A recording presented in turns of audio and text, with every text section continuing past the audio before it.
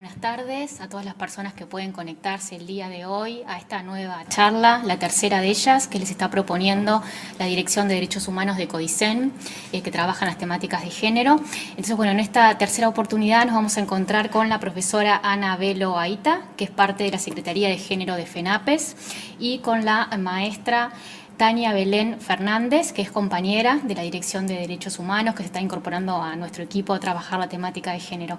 Bueno, nos parece bien importante en esta instancia contar con docentes, con una maestra, con una profesora, compañeras que trabajan desde hace tiempo en la temática de género y que nos van a plantear desde otra mirada, desde el territorio, cuáles son los desafíos, las reflexiones a las que nos lleva esto, ¿no? Pensar en una educación en clave de inclusión, en clave de igualdad de género. Así que le agradecemos muchísimo a las compañeras y bueno, esperamos que sean de recibo esta nueva charla y les esperamos para el día jueves en la tarde, que va a estar Sara Pierce, que es una compañera investigadora de Inglaterra, que nos va a traer el tema del plan STEM, cómo trabajar la inclusión en las áreas de ciencia, tecnología, ingeniería y matemáticas. Bueno, muchas gracias.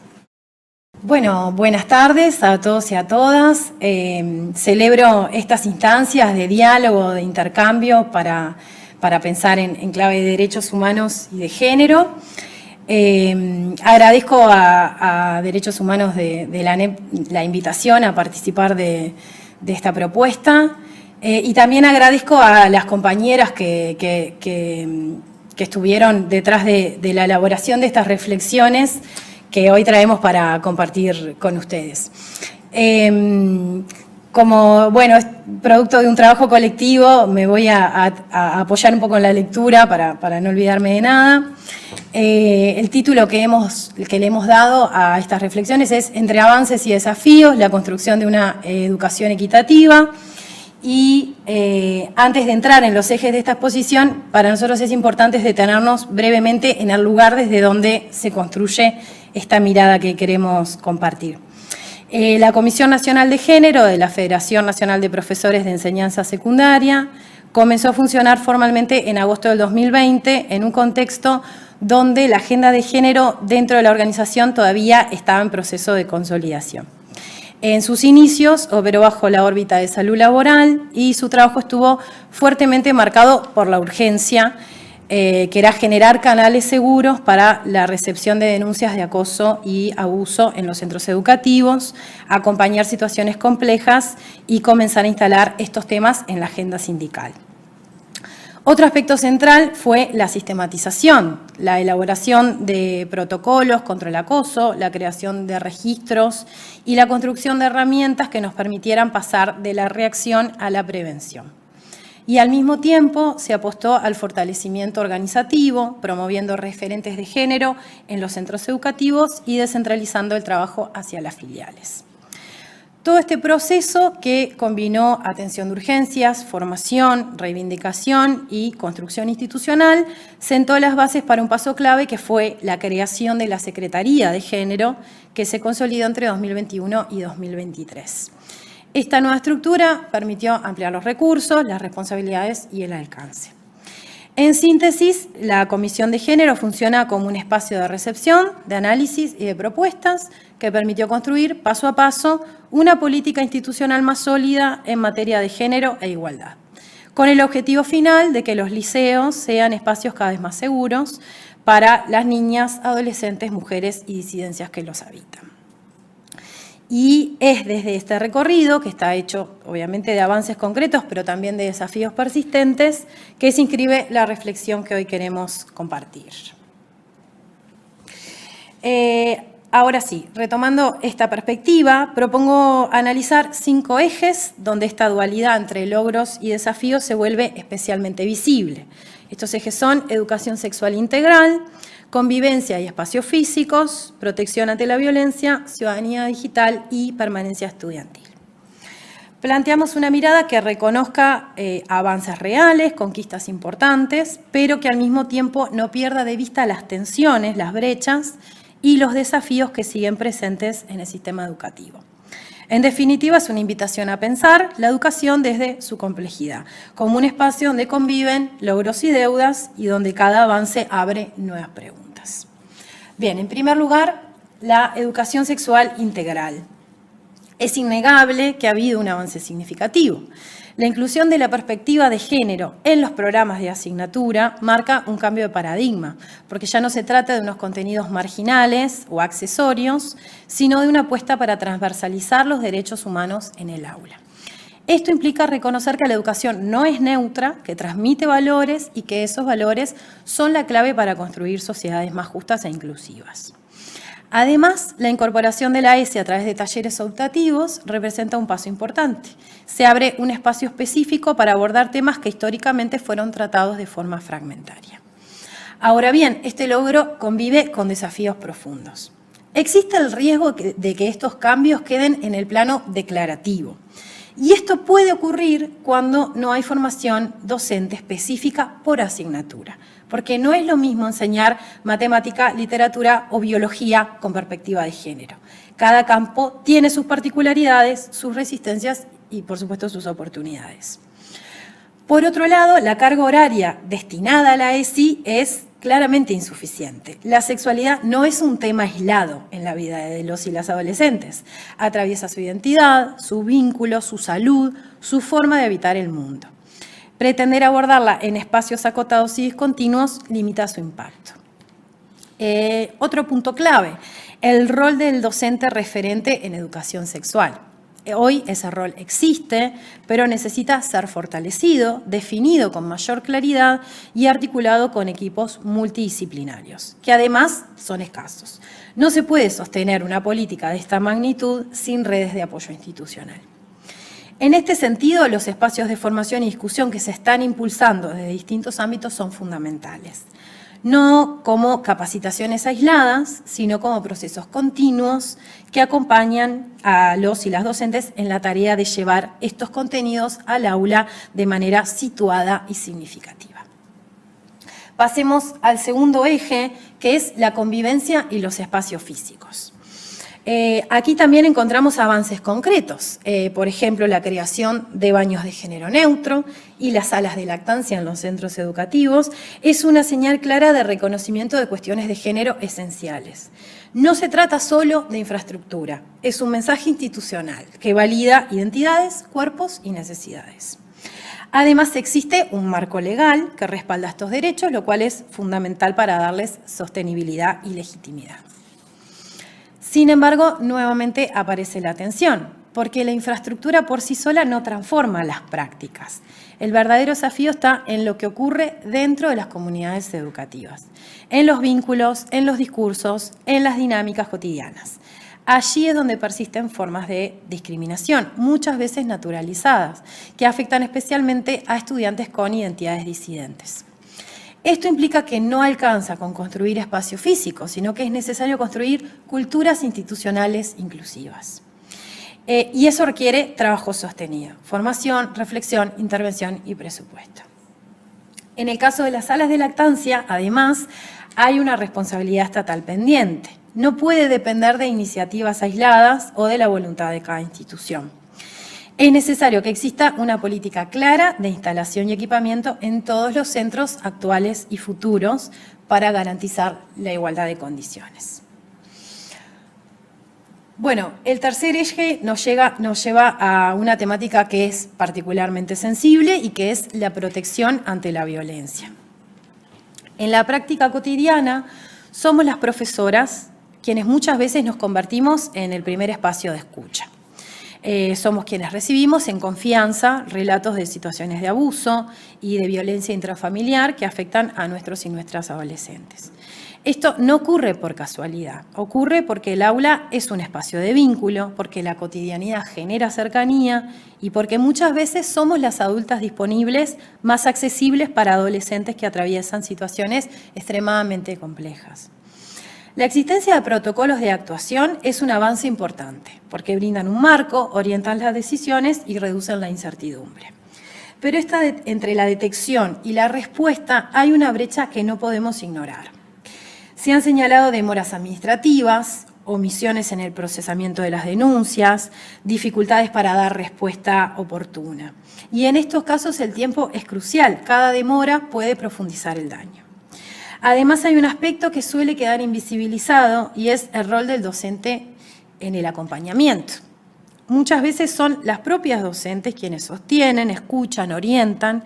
Sin embargo, el sistema no contempla ni recursos ni justificaciones de inasistencias para que puedan acompañar físicamente a estudiantes a centros de salud o a dependencias policiales.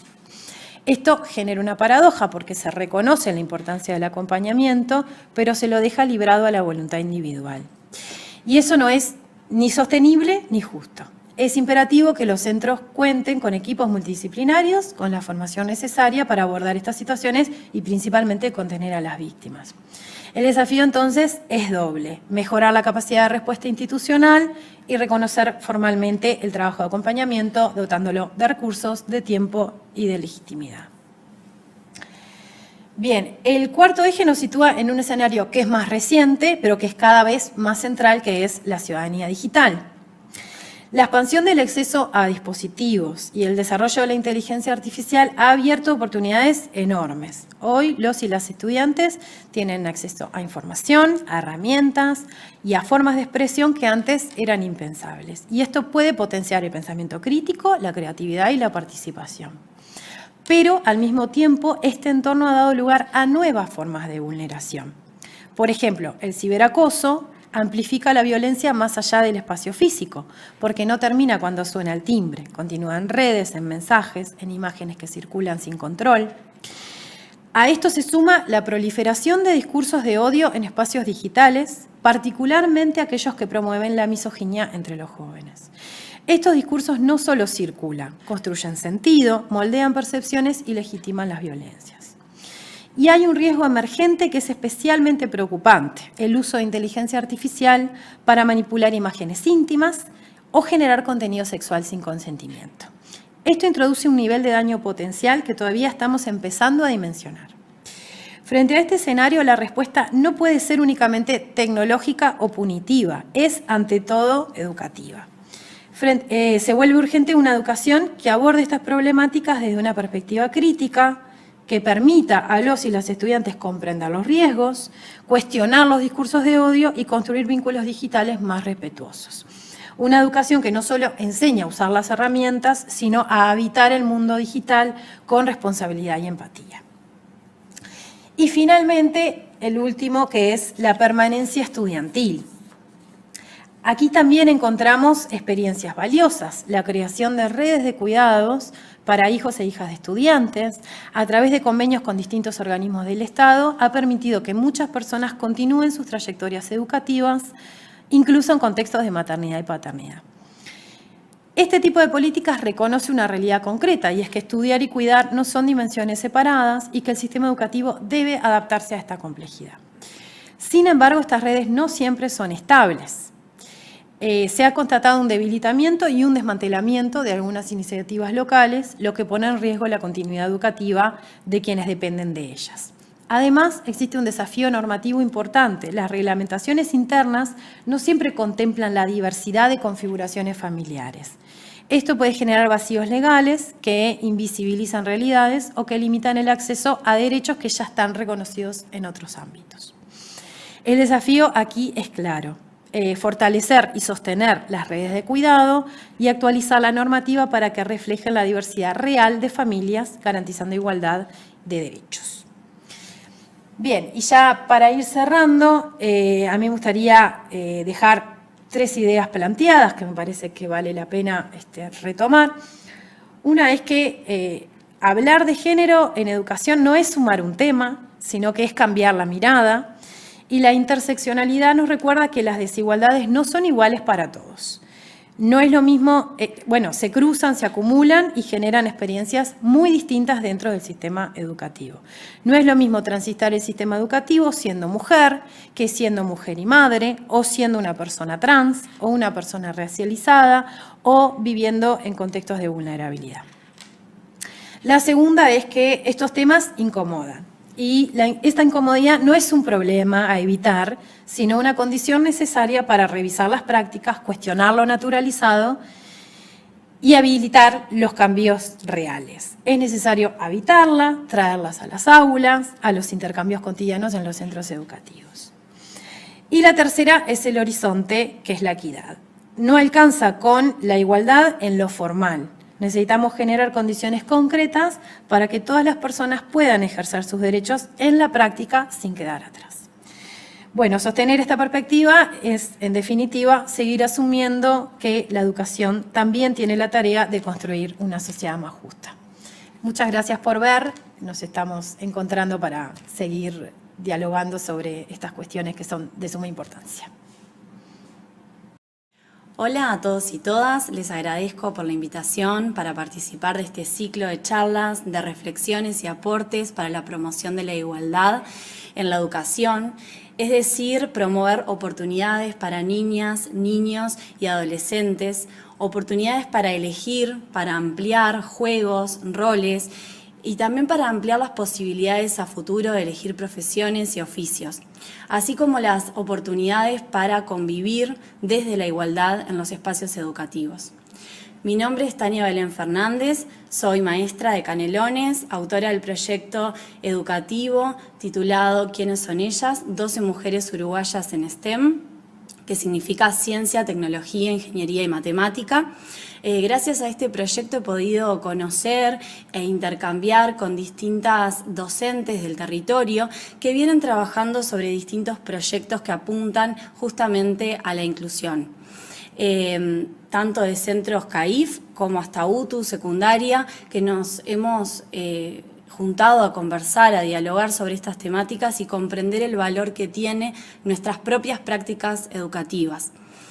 Me interesa comenzar retomando algunos aportes de los encuentros anteriores que están aquí grabados, con el doctor en Ciencias Sociales Leonel Rivero, con quien he tenido la suerte de compartir instancias de diálogo y de reflexión colectiva en torno a la convivencia, y me parece importante retomar la pregunta de qué entendemos por estereotipos.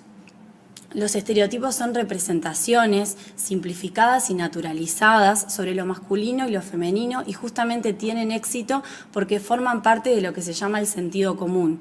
Lo tenemos naturalizado y lo incorporamos como algo incuestionable, por eso es tan difícil de abordar. Se vuelve difícil justamente hacer esta tarea de desnaturalizar y requiere un enfoque que reconozca su existencia y que además dé cuenta de las desigualdades que producen.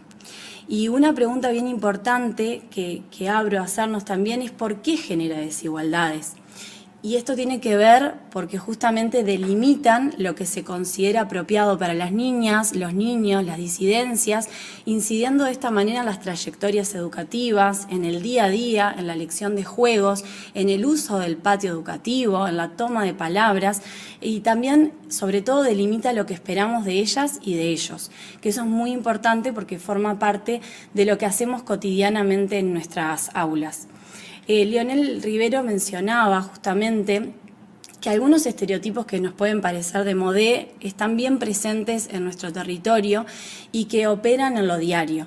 Uno de ellos tiene que ver con la creencia de que la biología, lo biológico, el ser mujer o varón, determina las habilidades que tenemos en distintas áreas. Y otro estereotipo que también me parece muy importante traerlo es el que se liga el sexo biológico a profesiones o oficios. Estos estereotipos, a medida que vamos aumentando nuestra edad, van influyendo de distintas maneras y es muy importante tomar conciencia de lo que podemos hacer en los espacios educativos, porque mientras las mujeres conquistamos distintos derechos políticos, podemos acceder a educación superior, a formaciones, aún son muy pocas las que lo logran y continúan las distintas estadísticas como las gráficas de tijeras, los techos de cristal, los suelos pegajosos, que dan cuenta de que no todas podemos acceder. Y eso es porque no nos interesa o tiene que ver con los estereotipos que justamente se reproducen desde lo simbólico en lo cotidiano. No es tan sencillo que una niña sin referentes, sin un espejo, pueda aspirar a jugar al fútbol o soñar con ser ingeniera, astronauta. No es tan natural que un varón quiera aprender a cuidar, que se aboque a actividades como la docencia, como la enfermería, justamente porque estas profesiones y oficios están vinculadas a habilidades que se consideran que por disposición natural tienen que ver con ser mujer o varón. Sin embargo, hoy sabemos que tienen que ver con los denominados estereotipos de género. Cuanto más se aleja una imagen que nosotros asociamos a una carrera con lo que somos, menos nos vamos a abocar a ella. Por eso es bien interesante que hoy en día, donde se necesita que más personas se dediquen a las carreras de la tecnología, de la ciencia, podamos también ampliar esas posibilidades para las niñas y para los niños. Y hay una pregunta que me parece muy interesante que nos hacemos como docentes y es ¿qué podemos hacer en el aula de forma concreta? Y bueno, podemos hacer muchísimo en realidad, porque los espacios educativos bien sabemos que son agentes de socialización claves y que son centrales en cuanto a la transmisión de los roles, de las expectativas, de los modelos. ¿Cómo hace esta transmisión? Bueno, lo hace a través de la cualidad formadora, ¿no? Que está parte de lo que es el currículum formal, de los programas, de las políticas educativas, pero también tienen que ver con aquello oculto u omitido que forma parte de lo cotidiano, como venía mencionando. Tiene que ver con las expectativas de rendimiento que tenemos para una niña y para un niño, tienen que ver con la manera en que les acercamos distintas áreas, con las posibilidades que generamos justamente en lo cotidiano. Y también los juegos, los juguetes que les ofrecemos y la reflexión que hacemos sobre, por ejemplo, el patio escolar. Que acá me parece muy interesante acercar esto de la reflexibilidad docente como una herramienta para poder desnaturalizar estos estereotipos y poder pensar, por ejemplo, qué sucede con las áreas de juego en un recreo. A mí como maestra me pasó de que muchas veces se elige un día para jugar en la cancha de una escuela y en el día a día suceden, bueno, esos usos que se les hace y una no siempre trae eso a la reflexión. Y ahí me parece muy importante reflexionar con el estudiantado sobre qué es lo que pasa. Porque muchas veces el uso de una cancha, por ejemplo, puede ser para jugar a determinados deportes que están asociados a lo masculino, por ejemplo el fútbol. Y sin darnos cuenta sucede que se hace un uso de la cancha en su mayoría de los niños y las niñas son muy pocas las que acceden a esos espacios de juego que son las canchas, espacios centrales de los patios educativos. Por eso es muy importante esa reflexibilidad que nos permita darnos cuenta y problematizar sobre algo cotidiano y común. Otro aspecto muy importante que me parece acercar también es el aspecto del estrés que generan las niñas las matemáticas, que es algo que se viene abordando y estudiando acá en territorio. Sabemos que a las niñas, cuanto van aumentando el grado escolar, sienten más estrés y más miedo al enfrentarse a las áreas como las matemáticas. Entonces, ¿qué podemos hacer desde lo cotidiano para que esto no suceda, para que tengan un acercamiento más positivo? Bueno, tiene que ver también con cómo nos posicionamos nosotras como referentes hacia estas áreas, a las áreas que se pueden llamar STEM, las que mencioné anteriormente, ¿no? Allí hay una gran tarea para hacer porque a veces no nos damos cuenta del valor que tiene nuestra palabra y la forma de presentarlas.